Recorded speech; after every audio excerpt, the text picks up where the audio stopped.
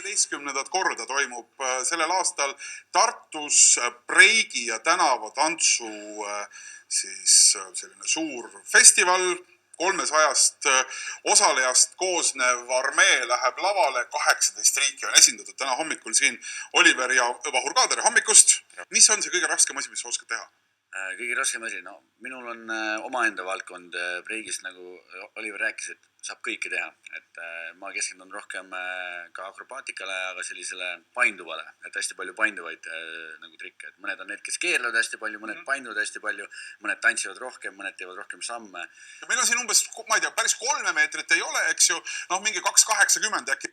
Üks asi ette ära ja siis hakkame vaatama, milles see asi kõik nagu pihta läheb. Here's a little story about a Friday night. Buck wild, cause yo, that's kind of my style. Check it on the town with a girl named Kay. Being a wow.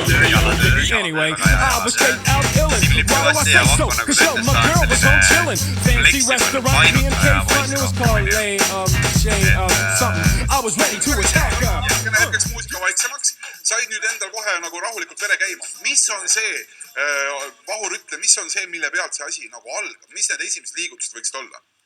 No kõigepealt ikka tuleks hakata natukesed tantsima ja see hakkab kõik muusika kuulamisest ja üleosast, ehk siis top rock, up rock. Ehk siis kui mängib muusika, siis muusika on väga oluline osa. See on kõikidel tantsustiilidel muidugi. Ja tuleb tunnetada muusikat, musikaalsust ja breikides kõigepealt, kui sa teed seda võistlusega, sa võistled vastase vasta, aga seal on ka erinevad asjad. Alustad ülal tantsimisest, ehk siis üleval. Paneme lihtsalt niimoodi. Ja see on nüüd see oluline samm, mida võiks osata juba, jah?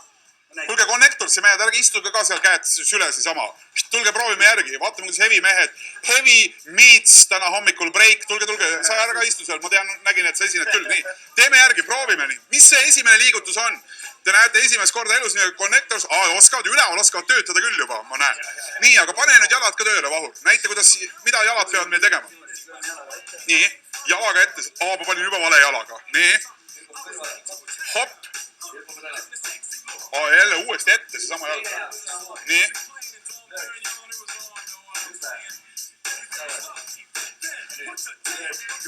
Nii.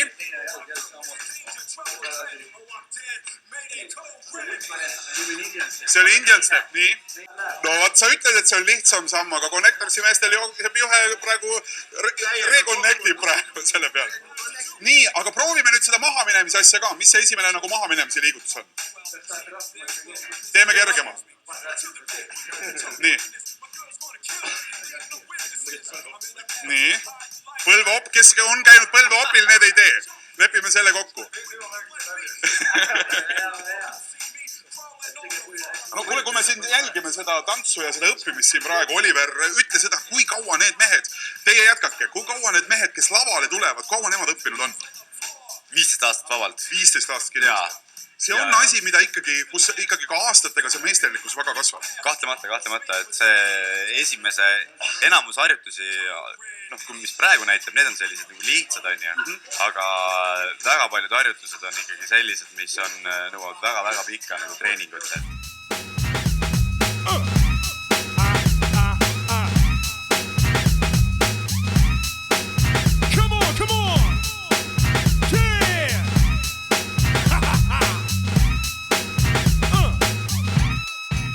Alright, here's a little story about a Friday night. Buck wild, cause yo, that's kind of my style. Check it, on the town with a girl named Kay. Being a bow, wow, yippee. Anyway, I was straight out illin'. Why do I say so? Cause yo, my girl was home chillin'. Fancy restaurant, B&K front, it was called something. I was ready to attack her, giving a sexy look like Dracula. A little bit of soft music playing and Dom Perignon, it was on, know what I'm saying? Everything was lovely, but then, what the damn? My girlfriend walked in. Oh my goodness, danger, trouble, dread. Oh, I'm dead. Mayday, code red.